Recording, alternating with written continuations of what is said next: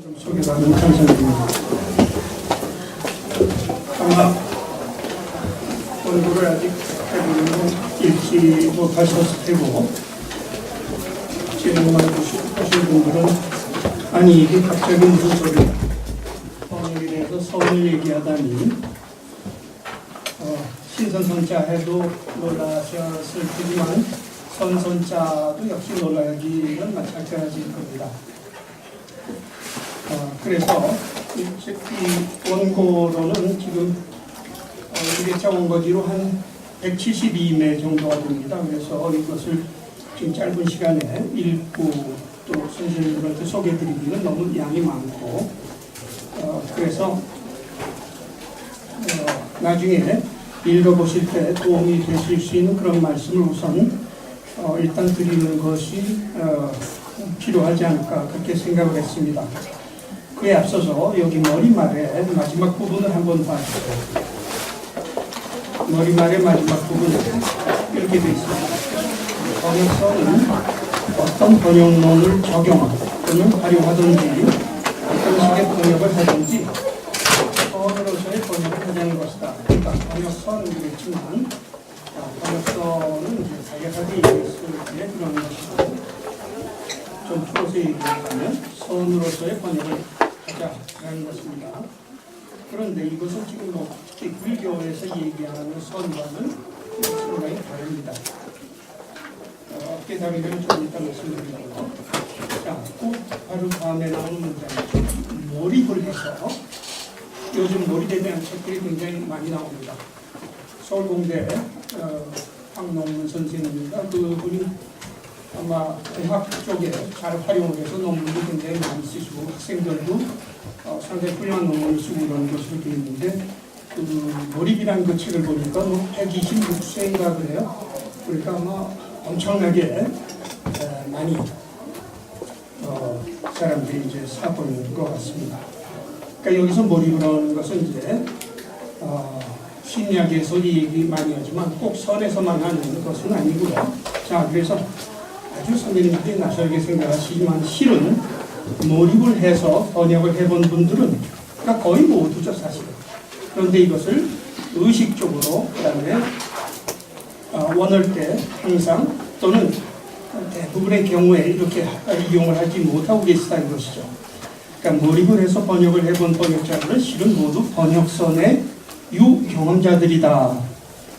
그런데 여기서 번역선을 제가 말씀드리는 것은 대개는 간헐적, 무의식적 실천에 머물렀을 번역선을 이것을 이제 제가 메타담론화해서 번역자들이 모두 의식적으로 폭넓게 잘 활용하도록 하자는 것이다. 이러한 번역선은 1차적으로는 그리고 또 우선적으로는 문학 번역을 비롯한 철학 번역 이런 생각을 좀 많이 해야 되는 그러한 인문학 텍스트의 번역에 우선적으로 적용이 되겠습니다만 원칙적으로는 모든 번역에 활용이 될 수가 있겠다 이렇게 생각을 합니다. 이러한 선의 길은 우리 인문학이 아직 가보지 않은 낯선 길이지만 이미 원효, 신라시대 원효가 불교적으로 잘 일구어서 걸었고 또 윤홍식이라는 젊은 학자가 다시 영성 철학을 통해서 새로이 안내한 길로서 충분히 가볼 만한 길이다 이렇게 되어 있습니다. 제가 여기 있는 원고를 이렇게 봤더니 그냥 이렇게 쓰여진 상태로는 읽어도 얼른 머리에 아마 잘 별로 남지 않지 않을까 이런 우려가 좀 됐습니다. 그래서 제가 보충 설명을 드리려고 합니다. 그래서 번역선 그랬지만 우선 인문학 번역에 관한 얘기인데요. 인문학 번역에 관해서 제가 이제 본격적으로 논문을 쓰기 시작한 것은 2006년도입니다. 그때 2006년도가 마침 그 고려대 문과대학 창립 60주년인데 그때 번역과 인문학이라는 주제를 가지고 사흘에 걸쳐서 국제학술대회를 열었었습니다. 그때 이제 제가 발표한 것이 번역인문학과 번역비평 이러한 제목의 논문이었고요.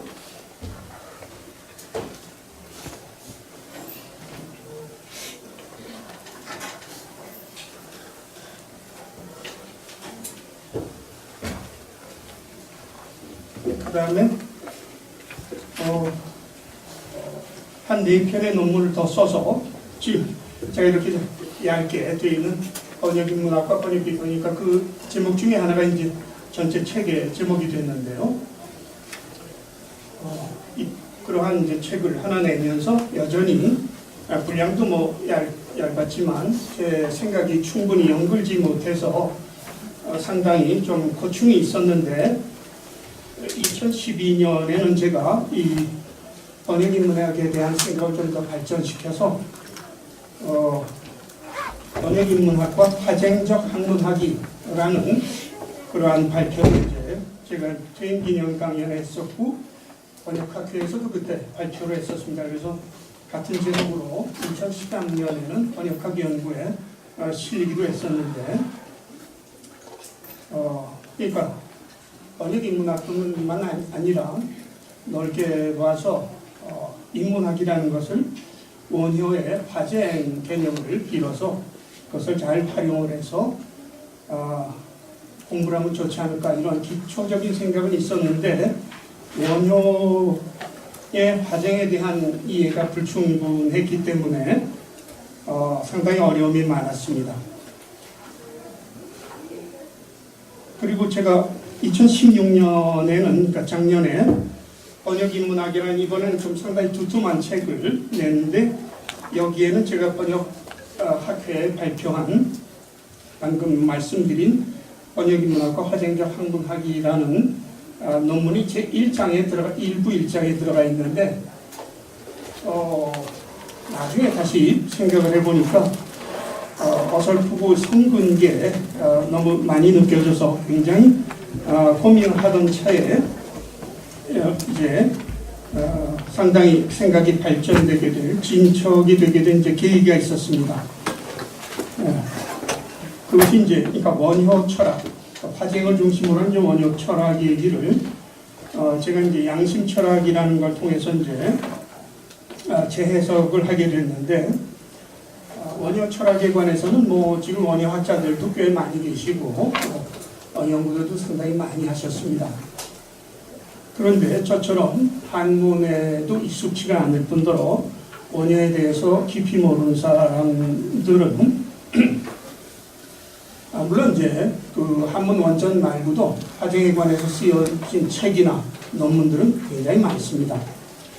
그런데 그 선생님들도 잘 아시다시피 한문 원전을 가지고 논문을 쓰는 분들은 그 한문 원전이 얘기해 놓은 것에서 쉽게 벗어나지를 못하십니다.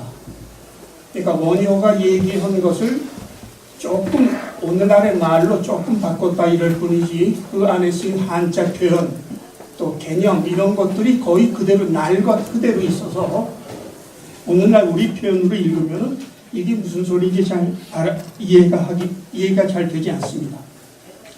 그러니까 문헌적 이해 또는 개념적 이해에 바탕을 해서 원효학자들이라든가 또는 뭐 연구자들이 이렇게 논문을 써오셨는데 제가 번역인문학과 화쟁적 학문학이라는 논문을 쓸 때까지만 해도 그리고 그 이후에도 몇 년이 지나도록 더더군다나 저는 이제 2차 문헌들을 가지고 주로 공부를 했기 때문에 더더군다나 어려움이 많을 수밖에 없었습니다. 이게 무슨 말씀인고 하니 원효가 얘기했던 그 얘기를 개념적, 문헌적으로만 이해할 것이 아니라 원효가 얘기한 그 선 또는 그 불교적인 내용을 체험적으로 수행 체험을 통해서 그야말로 유레카 하듯이 무슨 소리인지 알겠다. 이게 이 소리를 이렇게 해놨구나. 이렇게 이해를 해야 되는데 원효학자들의 글 또는 화쟁에 관해서 말씀하시는 분들의 글을 읽고서는 제가 바로 알겠다. 이렇게가 도저히 되지가 않았습니다. 그러니까 저는 수행 체험도 아주 일천할 뿐더러 또 원효 화쟁에 대한 지식도 상당히 적었기 때문에 그럴 수밖에 없었던 것이죠. 그런데 그리고 그러다 보니까 원효의 지금 화쟁의 남북 통일 문제에서부터 학술적인 문제, 노조와의 문제, 별의별 군데에 다 활용이 되는데 뭔가 속 시원하게 설명한 데가 없었습니다.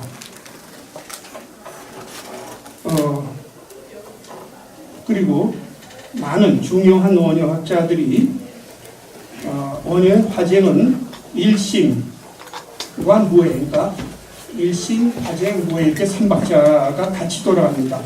그래서 특히 화쟁은 일심에 기반해 있다라고 하면서 일심이 그렇게 중요하다는 얘기는 하면서도 막상 화쟁의 적용리에서는 일심에 대한 얘기는 쑥 빠집니다. 그런데 이러한 문제를 양심 철학에 도움을 받아서 오늘날의 언어로 이해를 할 수가 있게 되었고, 또 저도 가능할지 모르겠습니다만 이해하시기를 바라면서 제가 이제 글을 쓴 것입니다.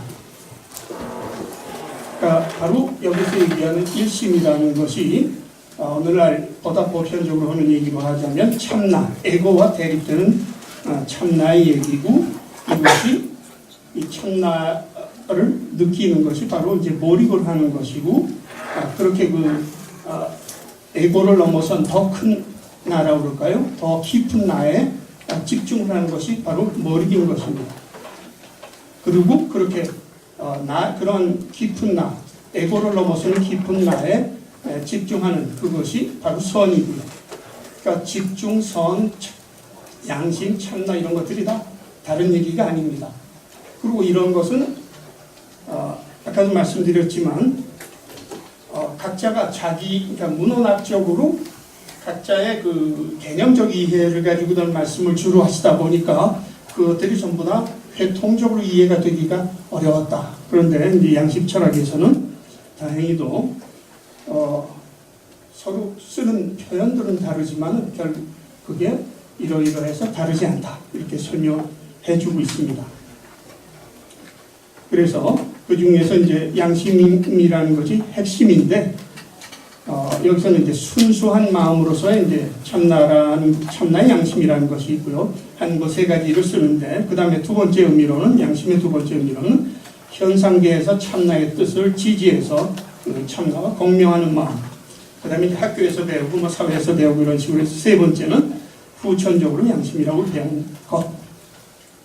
이렇게 있습니다. 그런데, 이거는 이제 바로 양심 철학이 얘기하기는 이러한 것들이 동서양을 막론하고 고전들에서 핵심으로 찾아볼 수 있는, 그래서 양심 철학에서는 이걸 갖다가 불교식으로 얘기하면 육바람이니까 선정, 보시, 지계, 인욕, 반야, 정진 이런 선정 이런 것인데, 이것을 유교적으로 우리가 좀 더 쉽게 이해하는 표현으로 들자면 인의 예지가 중심이 됩니다. 경이라는 것은 바로 깨어있음, 몰입 이런 것이고요. 신, 이거는 믿을 신이죠. 자, 그러니까 경인이예지신 그러지만 경신 빼고 인이예지가 핵심이다 이렇게 보시면 됩니다. 그런데 이것은 내용적인 측면이기도 하지만 동시에 요즘은 그 가드너라는 사람이 다중지능을 갖다 얘기한 이후로 지성뿐만 아니라 감성, 영성 이런 것들을 복합적으로 연구하는 것이 굉장히 중요하다 이런 얘기를 하고 있지 않습니까? 바로 그 영성에 해당되는 것이 이러한 양심 차원, 그러니까 지식, 우리가 흔히 사회에서 예의도 없는 놈, 신의도 안 지키는 놈 이런 식의 할 때의 그러한 뜻이 아니라 우리의 에고를 넘어서는 깊은 나로서의 그 양심, 그것과 일치하는 공명하는 그러한 양심, 그것을 이제 말하자면 불교적으로 표현하고 유교적으로 표현하는데, 그러한 것을 말하자면 여러분들이 이제 제가 말하고자 했다 이렇게 이해하시면 이제 좋겠습니다. 그런데 제가 원효의 화쟁 철학 또 그중에 특히 화쟁을 잘 활용을 해서 작업을 하고 싶어 했다 이렇게 말씀을 드렸는데 이 화쟁에 대해서도 이제 그러니까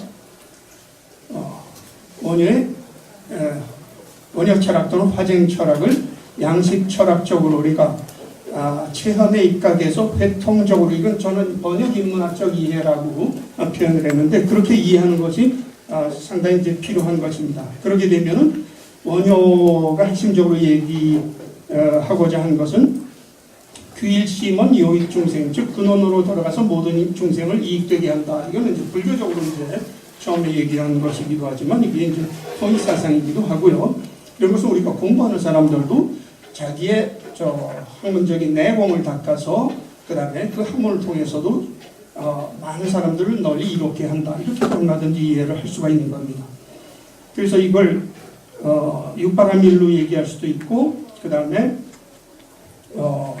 인의의 지신의 관점에서 이해를 할 수도 있습니다. 그래서 일심화쟁 무해라는 것을 그런 육바라밀이나 인의의 지신 이런 관점에서 보게 되면은 그 육바라밀 또는 경인의의 지신에 이것들이 전부 다 포함된다.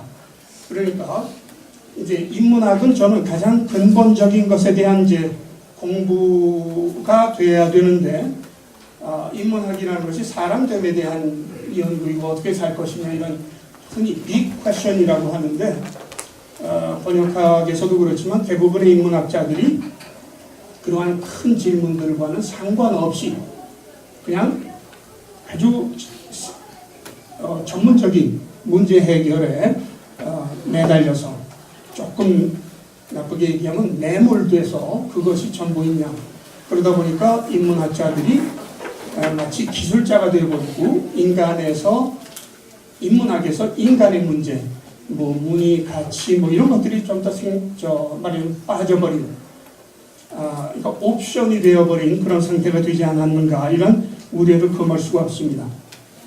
그런데 이제 서양에서도 이제 제가 앞쪽에 언급을 해놨습니다만 재물론 프로블레마톨로지라고 해서 벨기움의 자유 벨기에 대학에 있는 철학 선생인데 프로블레마톨로지라는 것은 저는 이것을 재물론 이렇게 번역을 하는데요. 재물론은 질문의 철학입니다. 묻기가 재물론의 핵심적 물음의 대상이고 그 핵심은 문답의 차이다. 그러니까 묻고 답하는 것이다. 그리고 우리는 흔히 물음 그러게 되면 물음표가 붙어있는 그런 것들만 물음으로 생각하는데 이 재물론의 관점에서는 언어 자체도 이제 재물론적인 그런 고찰의 송찰의 대상인데 낱말서부터 문장서부터 어떤 텍스트들도 전부 다 그 자체가 질문이 될 수가 있습니다. 그러니까 그것을 질문으로 느끼는 순간 그것은 그냥 단어 문장 텍스트가 아니라 바로 제문적 답, 즉 물음이 됩니다.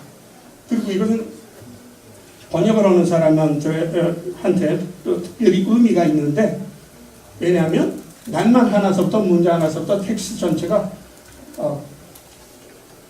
그대로 물음이 될 수가 있는 것이죠. 그러니까 번역을 하는 사람이 그 어떤 텍스트를 읽으면 그 자체가 전부 다 물음입니다. 또 번역을 하면서 낱말 하나, 문장 하나, 또 텍스트 전체에 대해서 끊임없이 묻는 겁니다. 그래서 이제는 이제 더 이상 내가 할 수가 없다라고 손 털 때 그때 이제 비로소 이건 나는 최종 일단 현재로서 최종적 답이다 하면 그때가 응답적 답이 됩니다. 그런데 그 응답적 답이라는 것도 다시 이게 조금 이상해. 그래서 다시 문제 삼게 되면 문제 제기를 하게 되면 그것이 다시 제문적 답이 돼서 다시 질문이 계속되고 그런 과정이 이제 끊임없이 일어나는 겁니다. 그래서 이 메이에르라는 사람의 재물론에서는 학문하기도 이런 퀘셔닝의 과정일 뿐만 아니라 자연 언어 자체도 그러한 것이 아주 기본적인 것이 되어 있으면서 문답의 차이를 나타내는 것이 가장 기본적인 기능이다. 그래서 자연의 이중 기능이라고 메이에르라는 사람이 말을 하는데 번역에서야말로 이런 기능들을 갖다 우리가 잘 활용해야 될 필요가 있지 않나. 그리고 지금까지 우리가 번역학을 공부하건 다른 인문학의 어떤 불과 학문을 공부하든지 간에 우리는 그냥 서양의 학문, 동양의 학문 또 어떤 방법론을 가지고 주로 공부를 했는데 제가 관심을 가지는 근본에 대한 것서부터 성찰을 놓쳐서는 안 된다 이런 관점에서 보게 되면 학문의 관점에서도 이제 여러 가지 학문의 방법론이 있을 수 있는데요. 그것은 제가 나중에 이제 중용에서 빌어온 표현인데요. 학문사변행이라는 방법인데 이제 나중에 저 학문사변행과 몰입과 몰입사고라는 부분에 설명이 되어 있는데요. 학문사변행은 그야말로 공부를 아주 굉장히 넓은 의미에서 공부법입니다. 그러니까 사실 어떠한 공부를 하시던 어떠한 분야의 연구를 하시던지 간에 학문사변행에서 어긋나는 것은 별로 없지 않을까 이런 생각을 합니다. 기초 얘기를 하는데 벌써 5분밖에 안 남았다고. 예. 그래서 아까 처음에 말씀드렸다시피 읽으실 때 도움이 되는 말씀을 드리겠다고 했으니까 뭐 그런 쪽으로 몇 말씀만 더 드리겠습니다. 중간에 그림이 하나 있습니다.